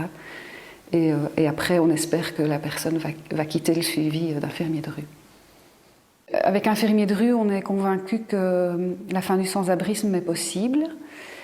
Mais pour y arriver, on doit d'une part trouver des logements en suffisance, parce que s'occuper des personnes sans abri, c'est très important et c'est indispensable. Mais si on n'a pas un logement après, ça sert à rien. Donc la recherche de logement, c'est un des axes de la SBL. Et d'autre part, on a besoin que le grand public, que que la société dans son ensemble, et ça inclut les politiques, qu'il y ait vraiment un changement de mentalité et que tous les efforts soient mis pour mettre fin au sans-abrisme et que ce soit vraiment l'objectif commun. En période de Covid, on mise vraiment sur la collaboration avec des hôtels qui, de toute façon, sont plus ou moins vides. Parce que ça permet d'isoler les personnes et de les prendre en charge dans un endroit calme et posé. Et elles-mêmes, elles peuvent réfléchir vraiment posément à leur avenir et à une prise en charge. Je m'appelle Adèle, je travaille comme sage-femme dans un hôpital public bruxellois et je fais partie de la santé en lutte. Et moi, je m'appelle Denis, je suis infirmier dans un grand hôpital privé bruxellois et je fais aussi partie de la santé en lutte. La santé en lutte s'est créée suite au mouvement qu'on a appelé le mouvement des blouses blanches, mais qui a démarré à l'hôpital Bruckmann le 8 mars 2019. Donc suite à cette première action de grève des soins intensifs et des urgences à Bruckmann, il y a eu début juin, le 3 juin, une grève de toute la fêtière Iris. Donc la fêtière Iris, c'est l'organe gestionnaire qui gère tous les hôpitaux publics bruxellois. Suite à ce mouvement du secteur public, il y a eu une volonté d'élargir de manière intersectorielle le mouvement des soignants. On parle souvent des soignants, mais c'est toute une fourmilière, par exemple un hôpital, de l'entretien ménager au brancardage, à la pharmacie, à l'aide-soignante, etc. Et la santé en lutte, c'est vraiment l'objectif d'être un mouvement interprofessionnel. Notre collectif, on l'a créé pour se battre pour certaines choses. Tout d'abord, ça a été le constat de la dégradation de nos conditions de travail au fur et à mesure, aussi des coupes budgétaires les unes après les autres. Donc une première chose, c'est un refinancement global de la santé qui pourrait avoir un impact direct sur nos conditions de travail, sur le nombre d'effectifs présents aux soins des structures de soins. Principalement, on veut rapporter aussi de l'humain dans les soins, autant pour les travailleurs que pour les gens qui y sont soignés. Ce qu'on veut également, c'est repenser le système de soins dans sa globalité, garantir l'accès aux soins pour tous aussi, parce qu'il n'est pas tout le temps garanti. On parle toujours aussi de la dualité, la privée-publique, ça crée aussi des concurrences dans le soin, et donc en termes d'accessibilité aussi. On veut un arrêt de la marchandisation des soins, qui a un réel impact sur la qualité des soins et sur la manière dont on travaille et la manière dont sont traités les travailleurs. On essaye de développer différents moyens d'action au sein de la santé en lutte. Donc la première chose par laquelle on a commencé, c'est dénoncer et mobiliser les travailleurs et les usagers de soins. Ce qu'on veut, c'est soutenir les luttes de terrain, mobiliser à grande échelle. Voilà. Les moyens d'action, c'est la manifestation par exemple, c'est la grève, si on peut y arriver. C'est les actions directes, la désobéissance civile si c'est nécessaire, les blocages si c'est nécessaire. Voilà. On a plusieurs idées et qui se développent au fur et à mesure, des rencontres aussi. Les combats ils sont assez multiples et on a dit intersectoriels. On aimerait beaucoup une revalorisation salariale et surtout pour les métiers les plus précaires, comme disait Denis, notamment le personnel d'entretien. Voilà, des métiers qui sont très précarisés. Voilà, on veut changer beaucoup de choses.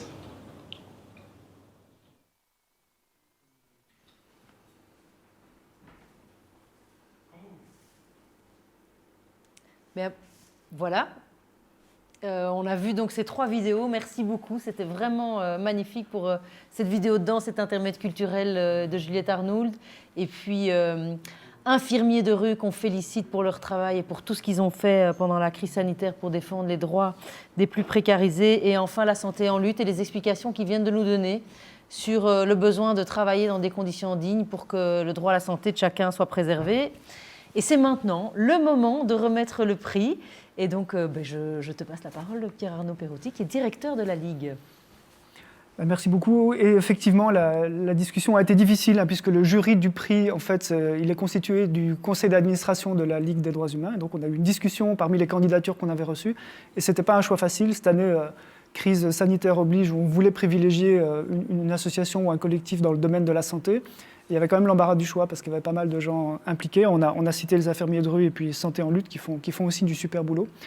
Mais il nous a semblé que les masques, pour vous nommer, représentaient quelque chose de vraiment particulier, qui nous semblait vraiment super intéressant de mettre à l'honneur parce qu'en partie invisible, même si vous contribuez à le rendre le plus visible possible.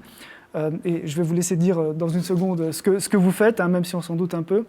Et puis à travers ce collectif numérique, mais collectif quand même, c'était d'essayer d'envoyer un message au-delà à toutes ces professions invisibilisées, mais néanmoins indispensables. Et on se rend d'autant plus compte quand on a absolument besoin, comme dans des périodes maintenant. Donc c'est non seulement pour votre travail, mais à travers vous, de toutes ces personnes. Et essentiellement, ces personnes sont des femmes, on le sait, majoritairement, de toutes ces femmes donc, qui nous sont indispensables et qu'on a envie de reconnaître. Je vous remercie et je vous remercie au nom de dizaines de milliers de femmes, si ce n'est de centaines de milliers de femmes en fait, en Belgique et en France, qui ont toutes œuvré pour aider au bien commun à limiter la propagation du virus. Et j'ai écrit quelque chose, je vais devoir un petit peu me pencher sur mon texte. Je voudrais revenir sur ce qui s'est passé quand mon amie coréenne Joo-yoon m'a proposé de m'apprendre à confectionner des masques en décembre 2019. Des masques buccaux que je n'avais jamais vus jusqu'alors. Et j'ai cru qu'elle devenait folle. Elle me parlait d'un virus en Chine et chez elle en Corée, et qui arriverait chez nous rapidement en Europe. Et selon elle, il fallait s'y préparer. Il fallait coudre des masques, beaucoup, et nous en aurions tous besoin.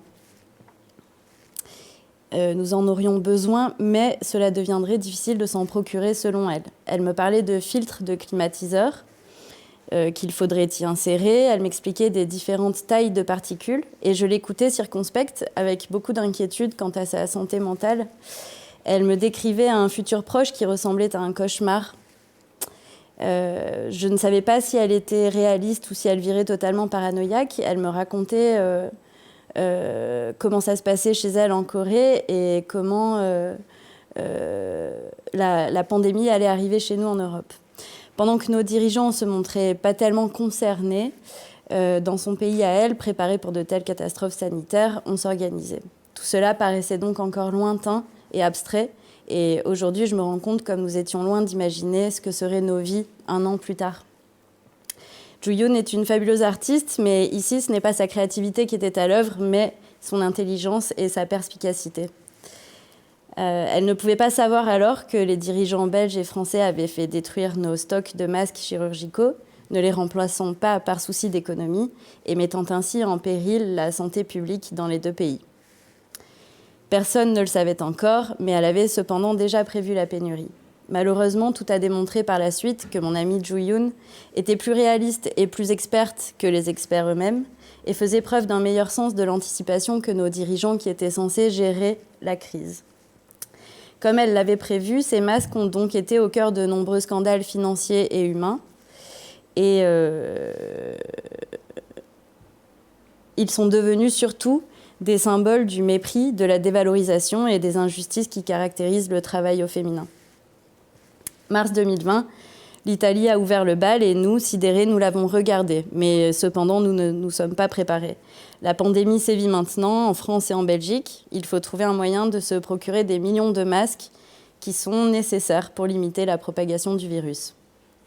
Pendant que les États gaspillent des dizaines de millions d'euros à l'étranger, des commandes qui n'arriveront pas ou trop tard ou pas conformes aux normes de sécurité, ou qui auront encore été volées aux frontières par un des pays voisins d'Europe, les couturières, elles, ont pris la situation en main. Face à cette crise et à l'insécurité qu'elle génère, les citoyennes s'organisent et sauvent le pays de cette pénurie. Les pays, la France et la Belgique. Très vite, les masques abondent.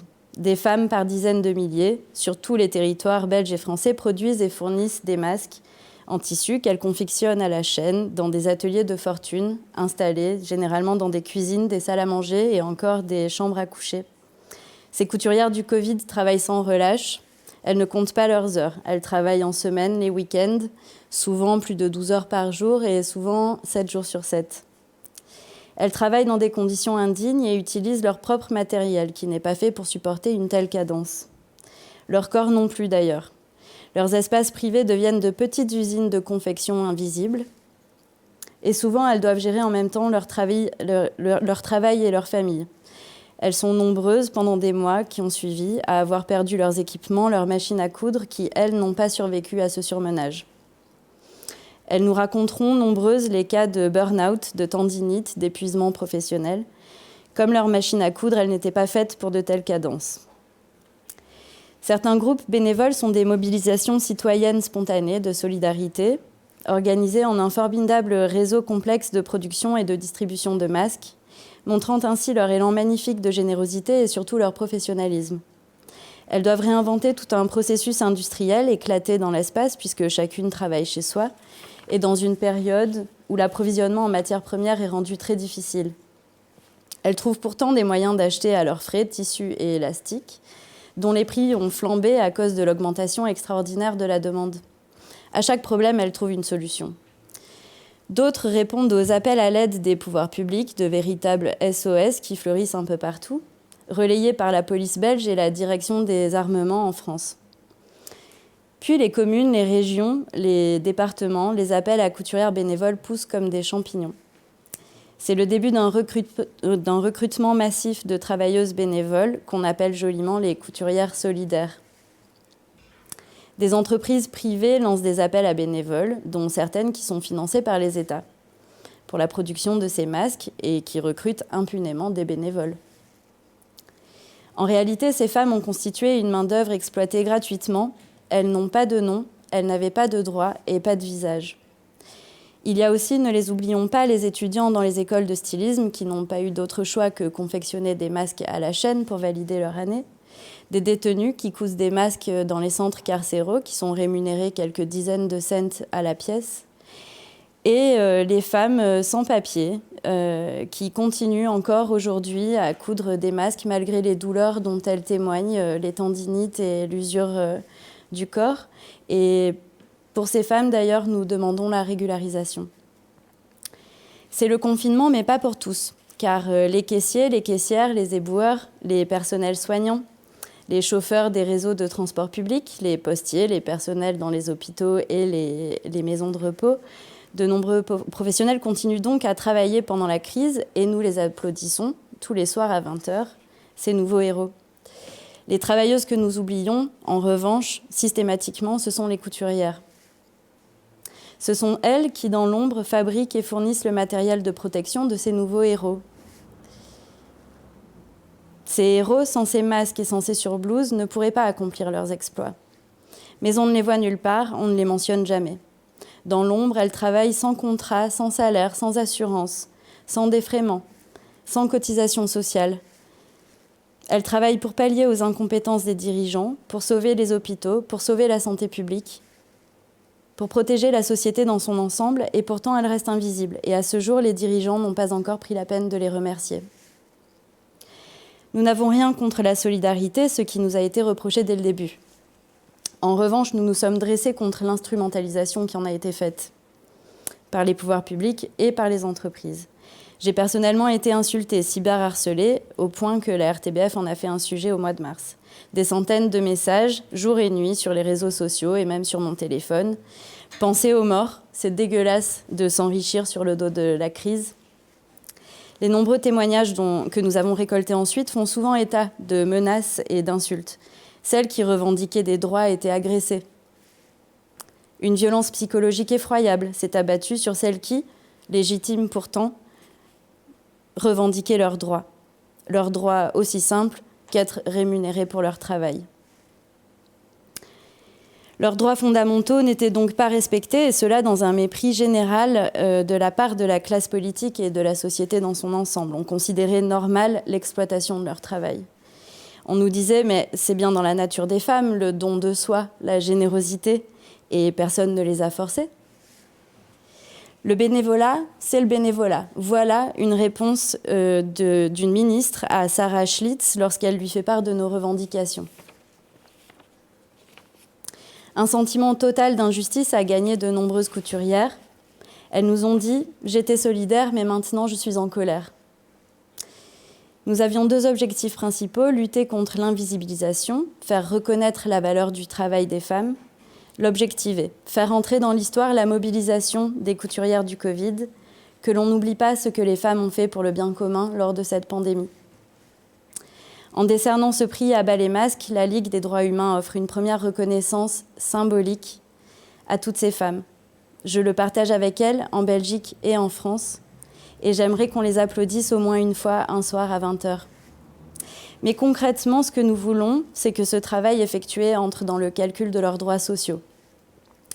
Que chaque jour travaillé à réaliser des masques compte pour leurs droits au chômage, leur statut d'artiste, leur retraite, etc. Nous voulons que les dégâts matériels leur soient dédommagés. Pour chaque machine à coudre rendue hors service, qu'une machine à coudre neuve soit offerte. Ce sera d'ailleurs très très bon pour relancer l'économie. Nous voulons savoir ce qui est advenu de l'argent public et pour cela, nous allons demander que soient mises en place des commissions d'enquête spécifiques. C'est une discussion que nous avons en ce moment avec des eurodéputés. Je tiens à remercier la couturière Chamalou qui a ouvert la voie avec son premier témoignage, qui nous a brisé le cœur. Je remercie aussi Manon Legrand du journal féministe Axel Magazine et Aurélien Berthier, qui a écrit un entretien avec moi pour Agir par la culture. Ces 2 publications sont des points de départ fondateurs pour le mouvement Bas les Masques. On les a fait circuler en France et en Belgique, et c'est ainsi qu'on a pu se fédérer avec nos consoeurs de France. Je remercie Valérie Loutvout de l'Université des femmes pour son soutien inconditionnel, pour ses conseils avisés, son intelligence et sa générosité féministe. Je remercie Véronique van der Planck de la Ligue des droits humains qui m'a conseillé quand je cherchais une aide juridique. Toutes les personnes magnifiques qui m'ont suivie dans l'aventure des masques de Bruxelles, nous avons rassemblé nos forces et nous avons prouvé qu'on pouvait faire les choses autrement. Merci. Merci à Jackie Tradeoni qui est ma consoeur de Bas les Masques France et je peux vous dire que se mobiliser en distanciel, ça a été quelque chose, mais on y est arrivé.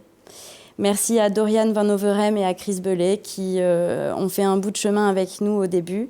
Merci à Maud Simonet qui nous a éclairé sur le travail gratuit avec ses recherches et qui nous a beaucoup aidé à trouver les mots.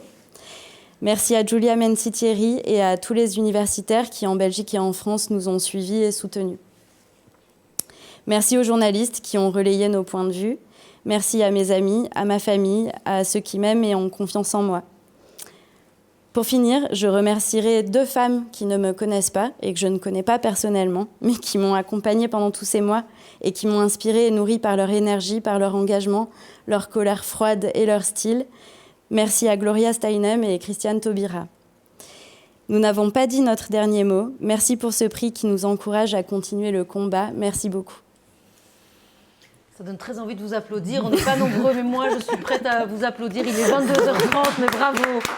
Vraiment, je trouvais bravo Annabelle pour ce discours. C'est très, très émouvant de vous entendre et de sentir derrière vous toutes les femmes qui sont là, toutes les couturières. Et voilà, ce témoignage, ça me touche beaucoup. On est ravis de pouvoir vous donner ce prix et surtout que ce prix ait du sens pour le combat que vous puissiez mener et puis qu'il vous puisse continuer à ce que vous puissiez devenir plus visible. Voilà, on aura tous gagné tous ensemble. Et vraiment, bravo et merci beaucoup. Merci à vous. Merci à vous. Alors, on vous remet symboliquement ce petit diplôme. Voilà, pas grand-chose. Alors, le prix, c'est pas que symbolique parce qu'il y a 1000 € attachés au prix. Voilà, c'est à la fois pas grand-chose et en même temps, on espère que vous sera utile. Vous êtes les mieux placés pour savoir comment l'utiliser. Ça, c'est une chose. Et puis, au-delà de ça, au-delà de l'argent symbolique, c'est aussi la garantie ou l'assurance que la Ligue peut être à vos côtés dans vos combats et qu'on peut mobiliser non seulement votre réseau, mais celui de la Ligue aussi. Oui. Voilà, merci beaucoup. Je pense qu'il est temps de terminer là-dessus. Je voudrais remercier vraiment beaucoup les intervenants de ce soir, féliciter encore Bas les Masques, remercier aussi nos partenaires Bruxelles Laïque pour l'accueil et Zine TV pour les moyens techniques que vous ne voyez pas, mais grâce à qui vous nous voyez ce soir. Remercier toutes celles et ceux qui nous ont suivis et vous dire à bientôt. Merci beaucoup et bonsoir. Merci beaucoup, bonne soirée. Merci.